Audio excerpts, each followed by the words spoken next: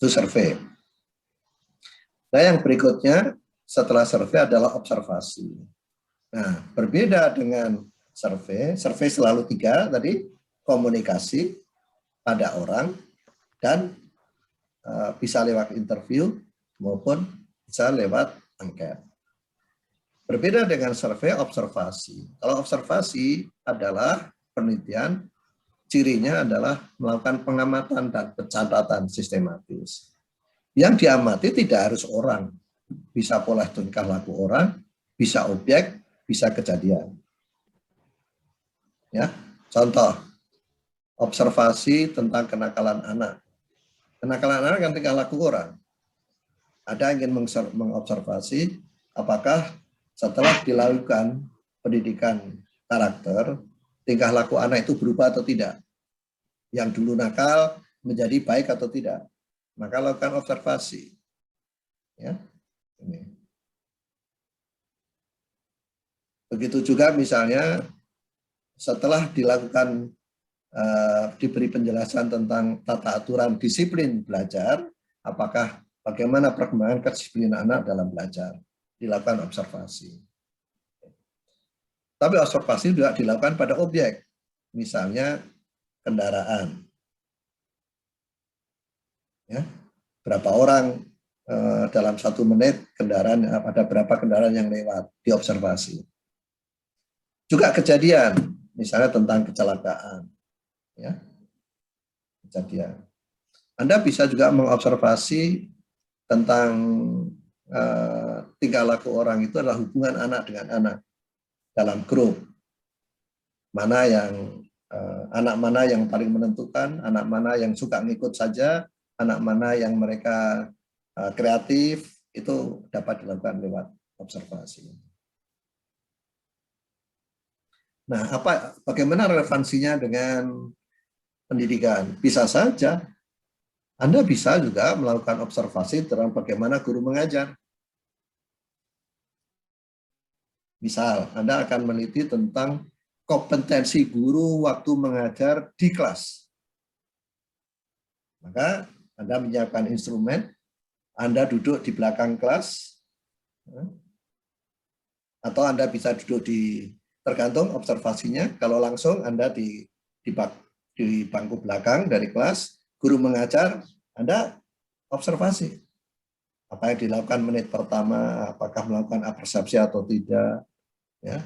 Setelah itu apakah dia menjelaskan atau tidak, apakah pakai alat peraga atau tidak, lalu memberikan anak kesempatan untuk bertanya atau tidak, apakah dia juga melakukan manajemen kelas, matanya ke seluruh mata anak, atau matanya justru ke langit-langit, atau matanya nggak berani menatap anak. Anda bisa observasi. Pertanyaannya apa saja yang ditanyakan, bagaimana reaksi anak, bagaimana guru menjawab pertanyaan anak, dan memberikan reaksi terhadap jawaban anak. Lalu apakah guru juga melakukan evaluasi singkat sebelum menutup kelas, bagaimana cara menutup kelas, pakai berdua atau tidak, Anda bisa lakukan observasi. Penelitian ini penting loh kadang-kadang. Ya, saya kira mengukur kompetensi guru lebih tepat Anda duduk di depan kelas daripada Anda kasih angket. Lebih tepat dong Anda mengobservasi kelas. Gimana? Iya, dibanding dengan Anda memberikan angket, bagaimana Anda mengajar, pasti dong jawabannya yang baik-baik kalau pakai angket. Tapi kalau pakai observasi, gimana mau baik? Wong begitu datang guru datang terlambat, Anda tahu. Guru datangnya tidak tepat waktu. Guru tidak memberikan contoh. Tapi kalau dikasih angket, semua akan, oh iya, saya pakai contoh, saya pakai alat peraga, saya tepat waktu, gitu ya. Jadi observasi kadang-kadang jauh lebih valid daripada dengan menggunakan survei untuk jenis-jenis tertentu tadi guru mengajar. Nah, yang diobservasi bisa individu tadi, tingkah laku individu, tapi juga tingkah laku sosial, setting status sosial, bisa objek fisik tadi, bisa catatan verbal atau gambar.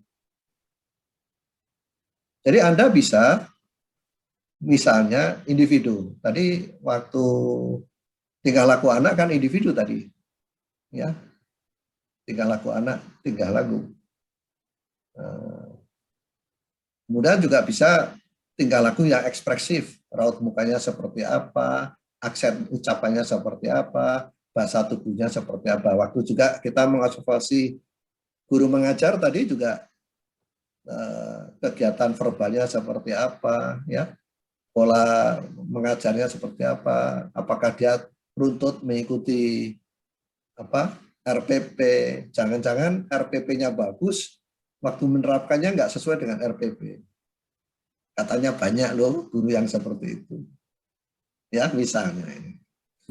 Lalu setting sosial bisa untuk melihat tadi hubungan antar anak tadi, untuk melihat hubungan teman sejawat, teman anak sebaya itu seperti apa polanya.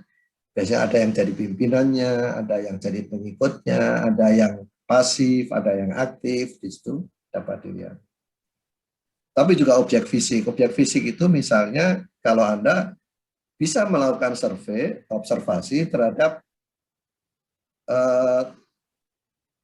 ekspresi bahasa anak. Dari mana?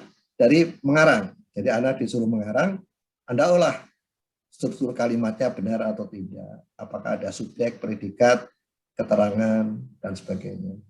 Lalu bagaimana meletakkan komanya benar atau tidak. Lalu ekspresi dia seperti apa. Ini dapat dilakukan. Objek fisik yang lain berupa observasi peralatan. Atau kalau kita mungkin mengobservasi bahan pelajaran. Bisa saja buku pelajaran diobservasi. Apakah tiap bab apa isinya, apa memenuhi ketentuan-ketentuan standar buku pelajaran yang baik. Tapi juga bisa catatan verbal dan gambar. Jadi misalnya mengobservasi satu gambar atau informasi yang ada di iklan misalnya. Ini kalau untuk kepentingan bisanya di bidang dunia bisnis. Kalau kita verbal dan gambar diwujudkan dalam bentuk majalah dinding. Diobservasi apa sih yang sering ditulis anak-anak di majalah dinding itu. Nah ini juga dapat diobservasi seperti ini. Jadi sebenarnya peluang Anda untuk melakukan penelitian bukan hanya di luar survei banyak, termasuk observasi. Ya. Nah ini sama observasi juga ada yang visible, artinya Anda yang mengobservasi dapat dilihat oleh yang diobservasi. Tapi juga bisa Anda hidden kalau khawatir apabila yang mengobservasi melihat, maka yang diobservasi menjadi tidak apa adanya. Maka hidden menggunakan kamera. Jadi waktu mengobservasi guru mengajar tadi, dipasang kamera di kelas, lalu dihubungkan dengan monitor di ruang kepala sekolah, Anda bisa mengobservasi lewat guru mengajar di ruang kepala sekolah. Ada beberapa sekolah yang melakukan seperti ini, melakukan hidden observation, di mana setiap kelas ada layarnya di ruang kepala sekolah. Jadi ruang kepala sekolah nggak perlu keliling untuk melihat ini ada kelas, ada gurunya atau tidak, kosong atau tidak, itu cukup di ruang kepala sekolah. Kalau kelasnya ada 20 ya ada 20 monitor, ya, 20 CCTV yang dapat dihubungkan di kepala sekolah yang dapat dicek. Ini adalah hidden observation.